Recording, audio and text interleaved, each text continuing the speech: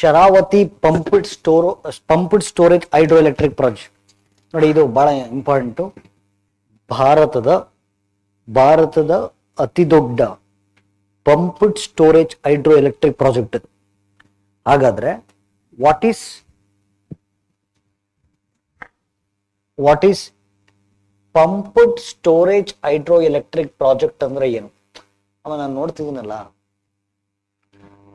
ಒಂದು ಬೇಜಾರು ಏನಾಗುತ್ತೆ ಅಂದ್ರೆ, ನಾನು ಕುತ್ಕೊಂಡು ಡೈಲಿ ಒಂದು 2.5 ಅವರ್ಸ್ ಬೇಕು. ನಾನು ಪೇಪರ್ ಓದಿ, ವೆಬ್ಸೈಟ್ ಓದಿ, ಟಾಪಿಕ್ಸ್ ತಗೊಂಡು, ಅದು ಬ್ಯಾಕ್ಗ್ರೌಂಡ್ ಸ್ಟಡಿ ಮಾಡಿ, ಸಬ್ಜೆಕ್ಟಿಗೆ ಇಂಟರ್ಲಿಂಕ್ ಮಾಡಿ, ನೋಟ್ಸ್ ಮಾಡ್ಕೊಂಡು, ಪ್ರಾಪರ್ ಮೆಟೀರಿಯಲ್ ತಯಾರು ಮಾಡೋಕ್ಕೆ ನಾನು ಡೈಲಿ 2 ಅವರ್ಸ್ ಬೇಕು. ಅದೊಂದು ಕನ್ನಡ ಟೀಮ್ ಇದೆ, ಅವ್ರಿಗೆ ಕಳಿಸಿ, ಕನ್ನಡದಲ್ಲಿ ಬರೆಸಿ, ಅದನ್ನು ಮತ್ತೆ ರಿವ್ಯೂವರಿಗೆ ಕಳಿಸಿ, ಅದನ್ನು ಬರೆಸಿ, ಅದನ್ನು ಮತ್ತೆ ಡ್ರಾಫ್ಟಿಂಗ್ ಟೀಮಿಗೆ ಕಳಿಸಿ, ಡ್ರಾಫ್ಟ್ ಮಾಡಿಸಿ, ವೀಕ್ಲಿ ಕರೆಂಟ್ ಅಫೇರ್ಸ್ ನೋಟ್ಸ್ ಕೊಡಕತ್ತೆ. ಮಾರ್ಚಲ್ಲಿ ಫಸ್ಟ್ ವೀಕ್ ಮಾತ್ರ ಟೈಮಿಗೆ ಕರೆಕ್ಟಾಗಿ ಬಂತು. Second week third week delay ಆಯಿತು. ಒಬ್ರು ಬಂದು ಕಂಪ್ಲೇಂಟ್ ಮಾಡಿಲ್ಲ.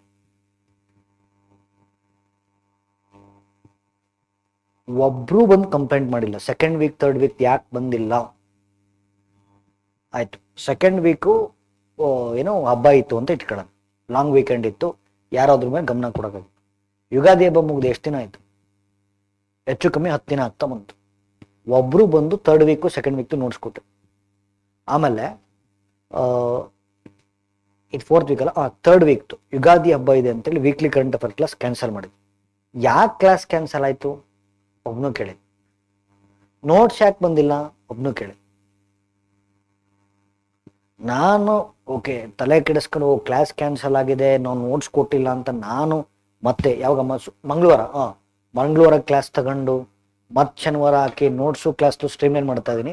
ಬಟ್ ಇನ್ಸ್ಟಾ ಕೇಸ್ ಅಲ್ಲಿ ಹೊರಗಡೆ ಅವ್ರು ಕೇಳ್ತಾರೆ, ನನಗೆಲ್ಲರೂ ಹೋಗ್ತದ್ರೆ ಯಾರು ಅನ್ನೋದೇ ಗೊತ್ತಿರಲ್ಲ ನನಗೆ. ನಮ್ಮ ಸ್ಟೂಡೆಂಟ್ಸ್ ಎಲ್ಲ ಅವರು ಹೊರಗಡೆ ಇದ್ದವ್ರು, ಸರಿ ಈ ವಾರ ಯಾಕೆ ಕ್ಲಾಸ್ ಬಂದಿಲ್ಲ, ಈ ವಾರ ಯಾಕೆ ನೋಟ್ಸ್ ಹಾಕಿಲ್ಲ, ಹೊರಗಡೆ ಅವ್ರು ಕೇಳ್ತಾರೆ. ಆ ಯೂಟ್ಯೂಬಲ್ಲಿ ಫುಲ್ಲು ಒಯ್ಕೊಳಕತ್ತಿರ್ತಾರೆ, ಫುಲ್ ಕಮೆಂಟ್ ಸೆಕ್ಷನ್ ಅಲ್ಲಿ, ಸರ್ ನೋಟ್ಸ್ ಬಂದಿಲ್ಲ, ಕ್ಲಾಸ್ ಬಂದಿಲ್ಲ. ಹೊರಗಡೆ ಸ್ಟೂಡೆಂಟ್ಸ್ ಕೇಳ್ತಾರೆ, ನಮ್ಮವ್ರು ಕೇಳಲ್ವ? ನಂಗೆ ಬೇಜಾರಾಗ. ಆಮೇಲೆ ಇನ್ನೊಂದು, ನಾವು ಈಗ ವೀಕ್ಲಿ ನೋಟ್ಸ್ ನೋಡಿದ್ದಾರೆ ನೀವು, ವೀಕ್ಲಿ ಕರೆಂಟ್ ಬಹುಶಃ ಕರ್ನಾಟಕದಲ್ಲಿ ಯಾವ ಸಂಸ್ಥೆನೂ ಅಷ್ಟು ಚೆನ್ನಾಗಿ ವೀಕ್ಲಿ ಕರೆಂಟ್ ಅಫೇರ್ಸ್ ನೋಟ್ಸ್ ಕೊಡಲ್ಲ. Open challenge 25 to 30 pages notes ಇರುತ್ತೆ ಪ್ರತಿ ವಾರ.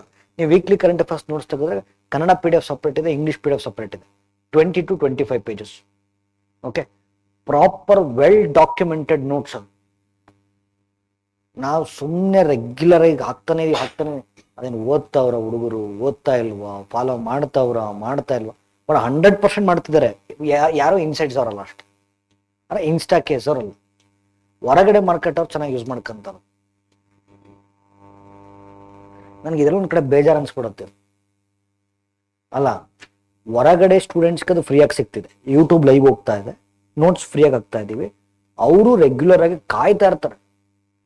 ನೋಡಿ, ಇವಾಗ ಅಬ್ಸರ್ವ್ ಮಾಡಿ, ಇವತ್ತು ವಿಡಿಯೋ ನಾನು ಮಾಡಿದ್ದೀನಲ್ಲ, ನೀವು ರಾತ್ರಿ 10 ಗಂಟೆ 11 ಗಂಟೆ ತೆಗೆದು ನೋಡಿ, 1,500 ವ್ಯೂಸ್ ಆಗಿರುತ್ತೆ.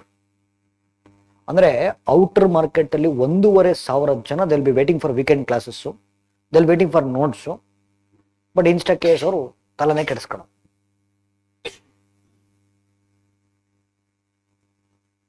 ಆಮೇಲೆ ಈಗ ಅದರಲ್ಲೂ ನಾವು ಪೇಮೆಂಟ್ ತಗೊಳ್ಳೋದು ಯಾವ ದುಡ್ಡಲ್ಲಿ, ಮತ್ತು ನಿಮ್ಮ ದುಡ್ಡಲ್ಲಿ ನೀವು ಫೀಸ್ ಕಟ್ಟಿರ್ತೀರ. ಇದು ಹೆಂಗಿದೆ? ಇದು ನಿಮ್ದು ಅರ್ಥನೇ ಆಗಲ್ಲ ನನಗೆ. ಅಟ್ಲೀಸ್ಟ್ ಹೋಗ್ಲಿ, ಇಲ್ಲಿ ಕೂತಿರೋಷ್ಟು ಜನ ಸ್ಟೂಡೆಂಟ್ಸ್ ನೀವು ತಲೆ ಕೆಡಿಸ್ಕೊಂಡು ಕ್ಲಾಸ್ಗಾರು ಬಂದಿದ್ದೀರ, ಮಿಕ್ತವ್ರು ತಲೆನೂ ಕೆಡಿಸ್ಕೊಂಡಿಲ್ಲ. ಅವ್ರದ್ದೆಲ್ಲ ಇನ್ನೇನು ಪರಿಸ್ಥಿತಿ ಗೊತ್ತಿಲ್ಲ.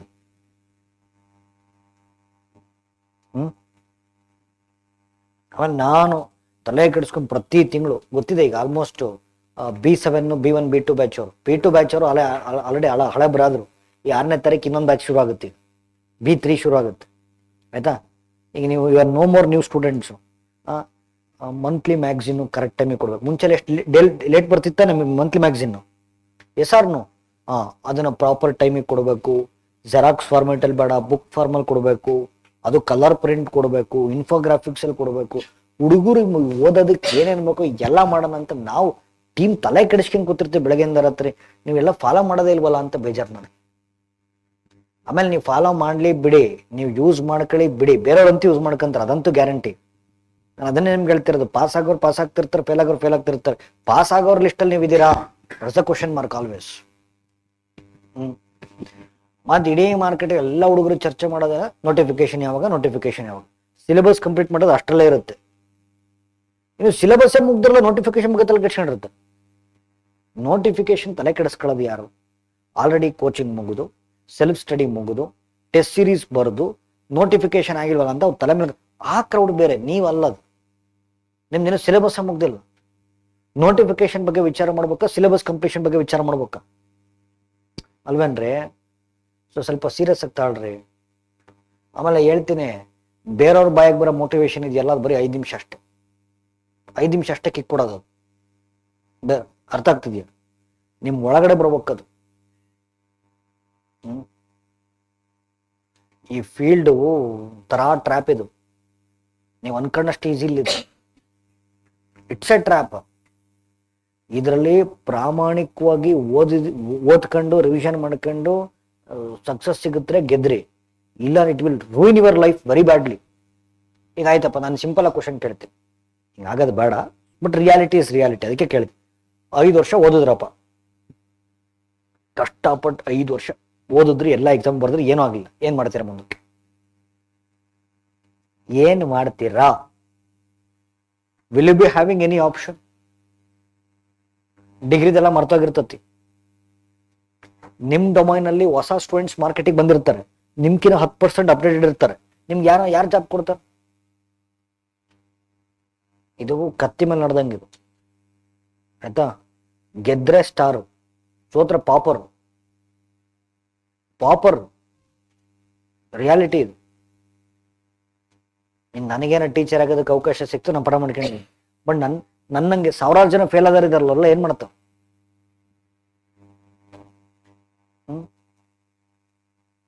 ಓಕೆ.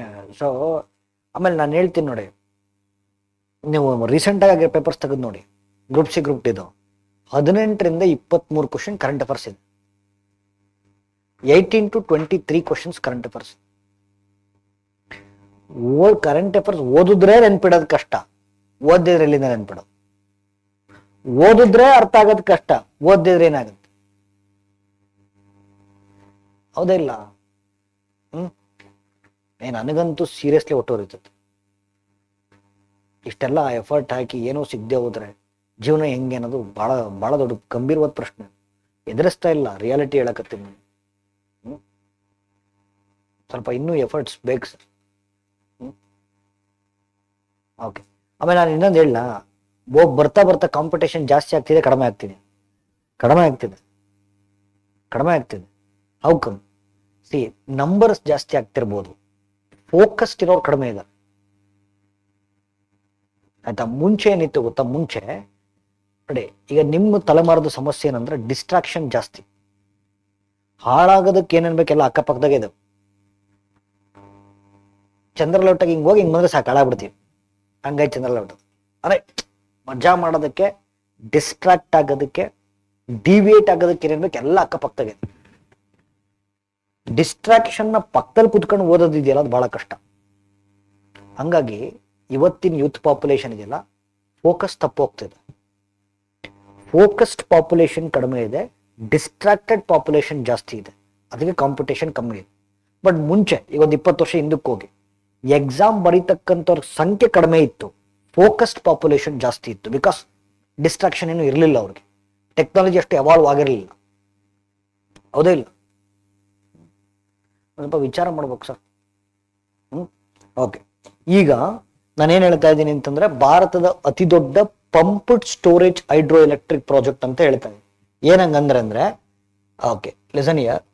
ಈಗ ಇಲ್ಲಿ ಕೆಳಗೊಂದು ಜಲಾಶಯ ಇರುತ್ತೆ. ಜಲಾಶಯ ಅಂದ್ರೆ ರಿಸರ್ವಯರ್. ಓಕೆ. ಮೇಲೊಂದು ಜಲಾಶಯ ಇರುತ್ತೆ ನೋಡಿ. ನಾವು ಕೆಳಗಿರೋದನ್ನ ನೀರನ್ನು ಪಂಪ್ ಮಾಡ್ತೀವಿ. ಇಲ್ಲಿ ಮೋಟಾರ್ ಯೂನಿಟ್ ಇರುತ್ತೆ. ನೀರನ್ನು ಪಂಪ್ ಮಾಡ್ತೀವಿ. ಪಂಪ್ ಮಾಡಿದಾಗ ಅದ್ ಮೇಲಕ್ಕೆ ಹೋಗುತ್ತೆ. ಇಲ್ಲ ಹೋಗ್ಬಿಟ್ಟು ಮೇಲ್ಗಡೆ ಜಲಾಶಯಕ್ಕೆ ನೀರು ಕಲೆಕ್ಟ್ ಆಗುತ್ತೆ. ನೀರನ್ನು ಕೆಳಗಿಂದ ಮೇಲೆ ಪಂಪ್ ಮಾಡ್ತೀವಿ. ಸೊ ಬರ್ತಿ ನೀರನ್ನು ಸ್ಟೋರ್ ಮಾಡ್ತೀವಿ. ಸ್ಟೋರ್ ಮಾಡ್ಬಿಟ್ಟು ಆಮೇಲೆ ಪಂಪ್ ಮಾಡಲ್ಲ, ಬಿಟ್ಬಿಡ್ತೀವಿ. ಡ್ಯಾಮ್ ಓಪನ್ ಮಾಡ್ತೀವಿ, ನೀರು ಜೋರಾಗಿ ಹರಿಯುತ್ತೆ. ಟರ್ಬೈನ್ ಇಟ್ಟಿದೀವಿ, ಟರ್ಬೈನ್ ಜೋರಾಗಿ ತಿರುಗುತ್ತೆ. ಎಲೆಕ್ಟ್ರಿಸಿಟಿ ಜನರೇಟ್ ಆಗುತ್ತೆ. ಆಯ್ತಾ, ನಾವೇ ಪಂಪ್ ಮಾಡೋದು, ನಾವೇ ಬಿಡೋದು. ಸಾಮಾನ್ಯವಾಗಿ ಹೆಂಗಿರುತ್ತೆ ಬೇರೆ ಕಡೆ ಹೇಳಿ, ಈಗ ಜೋಗ್ ಫಾಲ್ಸ್ ತಗೊಳ್ಳಿ, ಜೋಗ್ ಫಾಲ್ಸ್ ನಾವೇ ನಾವು ಪಂಪ್ ಮಾಡ್ತೀವಲ್ಲ, ಇಲ್ಲ, ನೀರ್ ತಾನೇ ಬೀಳುತ್ತೆ, ಟರ್ಬೈನ್ ತಿರುಗುತ್ತೆ, ಎಲೆಕ್ಟ್ರಿಸಿಟಿ ಜನರೇಟ್ ಆಗುತ್ತೆ. ಇಲ್ಲಂಗಲ್ಲ, ನಾವೇ ಪಂಪ್ ಮಾಡ್ತೀವಿ. So India's largest pumped storage hydro electricity project ಇದು, ಅದು ಶರಾವತಿದು. ಆಯ್ತಾ, ಸರಿ, ಗೊತ್ತಾಯ್ತಲ್ಲ ಹೆಂಗ್ ವರ್ಕ್ ಆಗುತ್ತಿದ್ದು ಅಂತ? Yes or no? ಓಕೆ. ಹಾಗಾದ್ರೆ ಇಲ್ಲಿ ಕೆಳಗಡೆ ಜಲಾಶಯ ಯಾವುದು ಅಂತ ನೋಡಿ, ಪ್ಲೀಸ್ ಲಿಸನ್ ಟು ಮಿ. ಇದು ಈ ಡ್ಯಾಮ್ ಇದೆಯಲ್ಲ, ಈ ಜಲಾಶಯವನ್ನ ನಾವು ತಳಕಳಲೆ ಡ್ಯಾಮ್ ಅಂತ ಕರಿತೀವಿ. ತಳಕಳಲೆ ಡ್ಯಾಮ್ ಇದು Gerusoppa dam. So Gerusoppa dam ಬಂದು, ಅಥವಾ ಗೇರುಸೊಪ್ಪ ರಿಸರ್ವೈಯರ್, ಡ್ಯಾಮ್ ಅನ್ನೋದಕ್ಕಿಂತ ರಿಸರ್ವೈಯರ್ ಅಂತ ಕರೀತೀವಿ. ಗೇರುಸೊಪ್ಪ ಜಲಾಶಯದಿಂದ ನಾವು ವಾಟರ್, ಅಂದ್ರೆ ಇದು ಲೋಯರ್ ರಿಸರ್ವೈಯರ್ ಇದು. Okay, Talakalale reservoir, upper reservoir. Okay, ನೀರನ್ನು ಪಂಪ್ ಮಾಡ್ತೀವಿ, ನೀರನ್ನು ಸ್ಟೋರ್ ಮಾಡ್ತೀವಿ, ಆಮೇಲೆ ನೀರು ಬಿಡ್ತೀವಿ, ಅದರಲ್ಲಿ ಟರ್ಬೈನ್ ತಿರುಗುತ್ತೆ, ಎಲೆಕ್ಟ್ರಿಸಿಟಿ ಜನರೇಟ್ ಆಗುತ್ತೆ.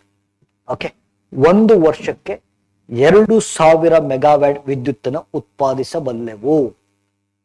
2000 ಮೆಗಾವ್ಯಾಟ್ಸ್ ಆಫ್ ಎಲೆಕ್ಟ್ರಿಸಿಟಿ. ಹಾಗಾಗಿ ಇದನ್ನ India's largest pumped storage hydro electric project ಅಂತ ಕರಿತೀವಿ. ಇದನ್ನ ಎಲ್ಲಿಂದ ಇನ್ಸ್ಪಿರೇಷನ್ ತಗೊಂಡಿದೀವಿ ಅಂತಂದ್ರೆ, ತೆಲಂಗಾಣದಲ್ಲಿ ಒಂದಿದೆ. ಓಕೆ, ತೆಲಂಗಾಣದ ಕಾಳೇಶ್ವರಂ ಪ್ರಾಜೆಕ್ಟ್ ಅಂತ. ಸೊ ಕಾಳೇಶ್ವರಂ ಪ್ರಾಜೆಕ್ಟ್ ಇಂದ ಪ್ರೇರಣೆ ತಗೊಂಡು ಇದನ್ನ ಕನ್ಸ್ಟ್ರಕ್ಟ್ ಮಾಡಿದೀವಿ ಕರ್ನಾಟಕದಲ್ಲಿ. ಓಕೆ, ಸೊ ಅರ್ಥ ಆಯ್ತಾ ಇಲ್ಲ? ಓಕೆ, ಬಟ್ ಇದನ್ನ ನಿರ್ಮಾಣ ಮಾಡೋದ್ರಿಂದ ಕೆಲವೊಂದು ಕನ್ಸರ್ನ್ಸ್ ಇದಾವೆ. ಓಕೆ, ಕೆಲವೊಂದು ಕನ್ಸರ್ನ್ಸ್ ಇದಾವೆ. 16ನೇ ಶತಮಾನಕ್ಕೆ ಸಂಬಂಧಪಟ್ಟಂತ ರಾಣಿ ಚೆನ್ನಭೈರಾದೇವಿ ಅವರ ಸ್ಮಾರಕಗಳು ನಾಶ ಆಗುತ್ತೆ. ಅಂದ್ರೆ ಇದು ಪೂರ್ತಿ ಇನ್ನು ಆಲ್ರೆಡಿ ಕನ್ಸ್ಟ್ರಕ್ಷನ್ ಆಗಿಲ್ಲ, ಅನುಮೋದನೆ ಸಿಕ್ಕಿದೆ. ಏನಾಗಿದೆ? ಅನುಮೋದನೆ ಸಿಕ್ಕಿದೆ. ಓಕೆ, ಇದು ಅಕಸ್ಮಾತ್ ಫುಲ್ಲಿ ಕನ್ಸ್ಟ್ರಕ್ಟ್ ಆದ್ರೆ ಆಗ್ತಕ್ಕಂಥ ಅನಾನುಕೂಲಗಳು ಯಾವ್ಯಾವು? ಒಂದು, 16ನೇ ಶತಮಾನಕ್ಕೆ ಸಂಬಂಧಪಟ್ಟಂತ ರಾಣಿ ಚೆನ್ನಭೈರಾದೇವಿ ಅವರಿಗೆ ಸಂಬಂಧಪಟ್ಟಂತ ಸ್ಮಾರಕಗಳು ಪೂರ್ತಿ ನಾಶ ಆಗ್ತವೆ.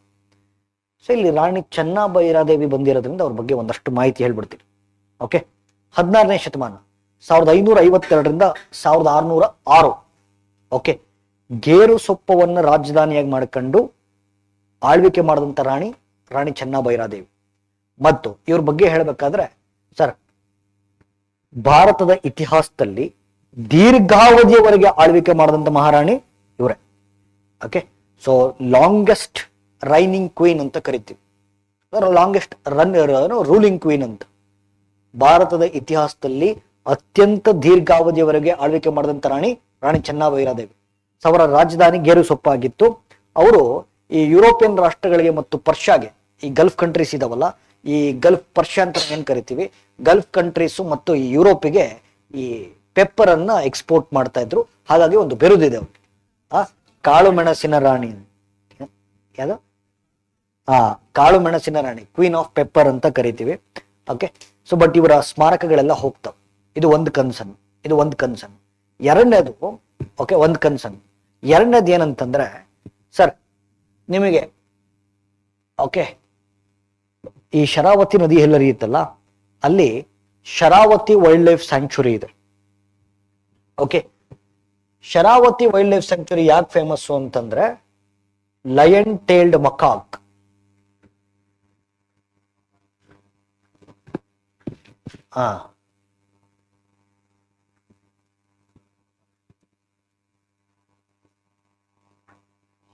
ಮಾಡಿಲ್ಲ ಅಂದ್ರೆ ಇದು ಚೆನ್ನಾಗಿದೆ. ಲಯನ್ ಟೇಲ್ಡ್ ಮಕಾಕ್, ಸಿಂಹ ಬಾಲದ ಕೋತಿ. ಇದು ಹೇಳಿದ್ನ ಜೋಕ್, ಇದು ಹೇಳಿದ್ನಲ್ಲ, ಅಲ್ಲಿ ಮೇಲ್ಗಡೆ ಎನ್ವಿರಾನ್ಮೆಂಟ್ ಪಾಠ ಮಾಡ್ಬೇಕಾದ್ರೆ ಇದು ಬಂದಿತ್ತು. ಒಂದು ಹುಡುಗಿ ಫಸ್ಟ್ ಬೆಂಚಕ್ಕೆ ಓದಿದ್ದು, ಹೇಳಿದ್ ಲಯನ್ ಟೇಲ್ಡ್ ಮಕಾಕ್, ಸಿಂಹ ಬಾಲದ ಕೋತಿ. ಹುಡುಗಿ ಉಲ್ಟಾ ಬರ್ಕೊಂಡೆ, ಕೋತಿ ಬಾಲದ ಸಿಂಹ ಅಂತ ಬರ್ಕೊಂಡೆ. ಸಿಂಹ ಬಾಲದ ಕೋತಿ ಅದು. ಓಕೆ, ಸೊ ಕೋತಿ ಬಾಲದ ಸಿಂಹ ಆಗಲ್ಲ. ಅಲ್ಲ, ಮಿಸ್ಟೇಕ್ ಬಹಳ ಏನೇನ ಬೇರೆ ಬೇರೆ ಅರ್ಥ ಕೊಟ್ಬಿಡ್ತಾವೆ. ಸರ್ ಇನ್ನೊಂದು ಹೇಳ್ತೀನಿ ನೋಡಿ, ಇದು ನಿಮಗೆ ಪಶ್ಚಿಮ ಘಟ್ಟಗಳಲ್ಲಿ ಬಿಟ್ಟೆ ಪ್ರಪಂಚದ ಯಾವ ಭಾಗದಲ್ಲೂ ಕಂಡುಬರಲ್ಲ. ಇಡೀ ಜಗತ್ತಲ್ಲಿ it is only confine to Western Ghats. ಪಶ್ಚಿಮ ಘಟ್ಟಗಳಲ್ಲಿ ಕಂಡು ಬರುವ ಸ್ಥಳೀಯ ಪ್ರಭೇದ ಇದು. ಅದರಲ್ಲೂ ಇಡೀ ವೆಸ್ಟರ್ನ್ ಘಾಟ್ಸ್, ಗುಜರಾತಿನ ತಮಿಳುನಾಡುವರೆಗೂ ಇದೆ ವೆಸ್ಟರ್ನ್ ಘಾಟ್ಸ್. ಅದರಲ್ಲಿ ಅತಿ ಹೆಚ್ಚು ಲಯನ್ ಟೈಲ್ಡ್ ಮಕಾಕ್ ಪಾಪ್ಯುಲೇಷನ್ ಹೊಂದಿರತಕ್ಕಂಥ ರಾಜ್ಯ ಕರ್ನಾಟಕ. ಅದರಲ್ಲೂ ಕರ್ನಾಟಕದ ಶಿವಮೊಗ್ಗ ಜಿಲ್ಲೆ. ಹಾಗಾಗಿ ಇದನ್ನ ಶರಾವತಿ ವೈಲ್ಡ್ ಲೈಫ್ ಸ್ಯಾಂಕ್ಚುರಿ ಅಂತ ಕರಿತೀವಿ. It is also called lion tailed macaque wild life sanctuary. Okay, ಈಗ Sharavathi pumped hydro electric project ಅನ್ನ ಮಾಡೋದ್ರಿಂದ ನಿಮ್ದು ಶರಾವತಿ ವೈಲ್ಡ್ ಅಥವಾ ಏನು ಲಯನ್ ಟೈಲ್ಡ್ ಮಕಾಕ್ ಸೆಂಚುರಿ ನಾಶ ಆಗುತ್ತೆ. ಒಂದೇನು ಹೇಳ್ದ, ರಾಣಿ ಚೆನ್ನಭೈರಾದೇವಿಯವರ ಸ್ಮಾರಕಗಳು ಎಕ್ಕುಟ್ಟೋಗ್ತಾವ. ಓಕೆ, ಎರಡನೇದು ಶರಾವತಿ ವೈಲ್ಡ್ ಲೈಫ್ ಸ್ಯಾಂಕ್ಚುರಿ ಹಾಳಾಗುತ್ತೆ. Yes or no? Okay, these are the concerns ಇದು. Okay, so these are the concerns. ಆಯ್ತಾ? ಬಟ್ ಸ್ಟಿಲ್ ನೋಡಿಲಿ, ಪ್ಲೀಸ್ ಲಿಸನ್ ಟು ಮಿ. ಆಯ್ತಾ? ಇದೆಲ್ಲ ಗೊತ್ತಿದ್ರು ಕೂಡ ವೈಲ್ಡ್ ಲೈಫ್ ಬೋರ್ಡ್, ವನ್ಯಜೀವಿ ಮಂಡಳಿ ಅನುಮೋದನೆ ಕೊಟ್ಟಿದೆ. ಅನುಮೋದನೆ. ಆಮೇಲೆ ಇನ್ನೊಂದು ಹೇಳ್ತೀನಿ, ಸುಮ್ತಲೆ ಇಲ್ಲಿ ಓಕೆ 2 ಜಲಾಶಯ ಪೂರ್ತಿ ಈ ಪ್ರಾಜೆಕ್ಟ್ ಕಾಸ್ಟ್ ಎಷ್ಟಿದೆ ಗೊತ್ತಾ? 10,000 ಕೋಟಿ ಇದೆ. ಎಷ್ಟು? 10,000 ಕೋಟಿ. ಅದ್ರಾಗ ಒಂದು 2 ಕೋಟಿ ಕೊಟ್ರೆ ಎಕ್ಸಾಮ್ ಬರೆಯೋದೇ ಇಲ್ಲ. ಓಕೆ, ಮತ್ತೆ 2 ಕೋಟಿ ಬೇಕಲ್ಲ ಸರ್? ನೀವು ಎಕ್ಸಾಮ್ ಬರೆದು ಪಾಸ್ ಆಗಿ ಅಲ್ಲಿನ ಆಫೀಸರ್ ಆದ್ರೆ ಆ ಪ್ರಾಜೆಕ್ಟಿಗೆ 2 ಅಲ್ಲ ಜಾಸ್ತಿ ಸಿಗುತ್ತೆ. ಹೆಂಗೆ ಅಂತ ಕೇಳಬಾರ್ದು. ಆಯ್ತಾ? 10,000 ಕೋಟಿ. ಇದಕ್ಕೆ national board for wild life, ರಾಷ್ಟ್ರೀಯ ವನ್ಯಜೀವಿ ಮಂಡಳಿ ಅನುಮೋದನೆ ಕೊಟ್ಟಿದೆ. ಆಯ್ತು, ಯು ಕ್ಯಾನ್ ಗೋ ಹೆಡ್. ರಾಣಿ ಚೆನ್ನಭೈರಾದೇವಿ ಸ್ಮಾರಕ ಹೋದ್ರು ಹೋಗ್ಲಿ, ಏನೋ ಎಂತ ಸಿಂಹ ಅದು, ನನಗೆ ಕನ್ಫ್ಯೂಸ್ ಆಯ್ತು. ಆ ಸಿಂಹ ಬಾಲದ ಕೋತಿ ಹೋದ್ರು ಹೋಗ್ಲಿ, ಯು ಕ್ಯಾನ್ ಗೋ ಹೆಡ್ ಅಂತ ಹೇಳಿದೆ. ಬಟ್ ಯಾರೋ ಒಬ್ರು ಸಾರ್ವಜನಿಕರು ಹೈಕೋರ್ಟಿಗೆ ಪಿಟಿಷನ್ ಹಾಕಿದ್ರು. ಸಾರ್ವಜನಿಕ ಹಿತಾಸಕ್ತಿ ಪಬ್ಲಿಕ್ ಇಂಟ್ರೆಸ್ಟ್ ಲಿಟಿಗೇಷನ್ ಫೈಲ್ ಮಾಡಿ ಇದು ನಿಲ್ಲಿಸಬೇಕು ಅಂತ ಹೇಳಿದ್ರು. ಸುಪ್ರೀಂ ಕೋರ್ಟ್ ಸ್ಟೇ ಕೊಟ್ಟಿದೆ. ಸುಪ್ರೀಂ ಕೋರ್ಟ್ ಸ್ಟೇ ಕೊಟ್ಟಿದೆ, ಸದ್ಯಕ್ಕೆ ಸ್ಟಾಪ್ ಮಾಡಿ ಅಂತ ಹೇಳಿದೆ. ಹಾಗಾಗಿ it is in news. Okay, ಅದು ತಳಕಳಲೆ ಡ್ಯಾಮು, ಇದು ಗೇರುಸೊಪ್ಪ ಡ್ಯಾಮ್. ಆಯ್ತಾ? ಈಗ ಒಂದು ನದಿ, ರಿವರ್, ಈಗ ಶರಾವತಿ ನದಿ ನ್ಯೂಸ್ ಅಲ್ಲಿ ಇದೆ. ಶರಾವತಿ ನದಿ ಒಂದು ರಿವರ್ ಓದ್ಬೇಕಂದ್ರೆ ಯಾವ ರೀತಿ ಓದ್ಬೇಕು? ಸ್ಟ್ರಕ್ಚರ್ ಬರುತ್ತೆ, ಬೇಗ ಬೇಗ ಫಾಸ್ಟ್. ರಿವರ್, ನದಿಗಳು. ಓಕೆ, ಫಸ್ಟ್ ಆರಿಜಿನ್, ಉಗಮಸ್ಥಾನ. ಆರಿಜಿನ್, ಉಗಮಸ್ಥಾನ.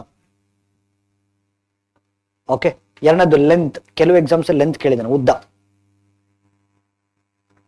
Okay, next west flowing, east flowing, ಪೂರ್ವಾಭಿಮುಖನ ಪಶ್ಚಿಮಾಭಿಮುಖನ? ವೆಸ್ಟ್ ಫ್ಲೋಯಿಂಗ, ಈಸ್ಟ್ ಫ್ಲೋಯಿಂಗ, ಪೂರ್ವಾಭಿಮುಖನ ಪಶ್ಚಿಮ? So west flowing, east flowing. Next tributaries, ಉಪನದಿಗಳು. ಟ್ರಿಬ್ಯೂಟರೀಸ್, ಉಪನದಿಗಳು. ನೆಕ್ಸ್ಟ್ ಜಲಪಾತಗಳು, ಸೃಷ್ಟಿಸುವ ಜಲಪಾತಗಳು, ವಾಟರ್ ಫಾಲ್ಸ್. ನೆಕ್ಸ್ಟ್ ಸಂರಕ್ಷಿತ ಪ್ರದೇಶಗಳು, protected areas. Protected areas. Okay, next pilgrims, ತೀರ್ಥಕ್ಷೇತ್ರಗಳು. ಅಲ್ಲಿ ಯಾವ್ದಾದ್ರು ಇದ್ರೆ ಇರ್ಲೇಬೇಕು ಅಂತೇನಿಲ್ಲ. ಪಿಲಿಗ್ರಿಮ್ಸ್, ತೀರ್ಥಕ್ಷೇತ್ರಗಳು.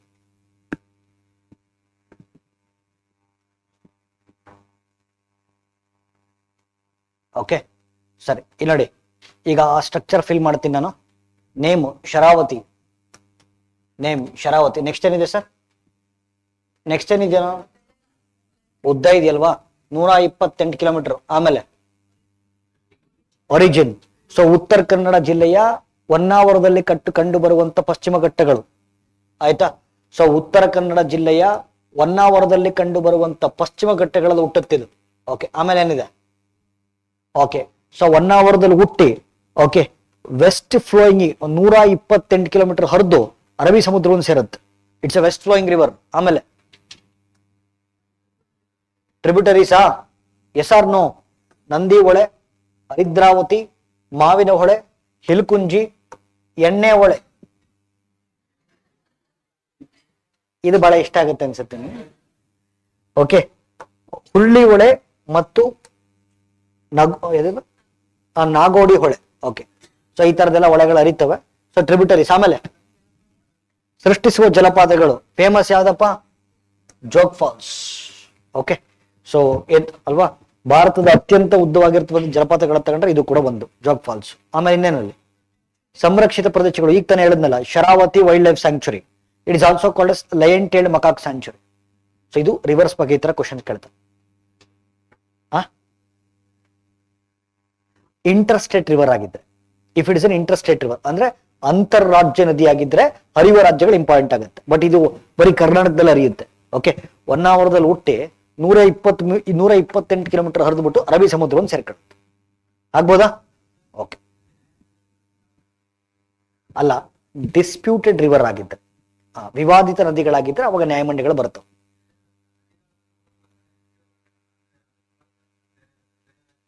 ಅಲ್ಲ, ಈಗ ನಾನು ಏನ್ ಹೇಳ್ತೀನಿ ಅಂದ್ರೆ, ಇಂಟರ್ ಸ್ಟೇಟ್ ರಿವರ್ ನ್ಯೂಸ್ ಇದೆ, ಅದ್ರ ಸ್ಟ್ರಕ್ಚರ್ ಹೇಳ್ತೀನಿ ನಾವು. ಡಿಸ್ಪ್ಯೂಟೆಡ್ ರಿವರ್ ಇದೆ, ಅದ್ರ ಸ್ಟ್ರಕ್ಚರ್ ಹೇಳ್ತೀನಿ. ಇದು ನಾರ್ಮಲ್ ರಿವರ್ ಇದೆ. ಓಕೆ ಓಕೆ, ಎಸ್, ಮುಗೀತಾ? ಮಾತಾಡ್ರಿ. ಓಕೆ.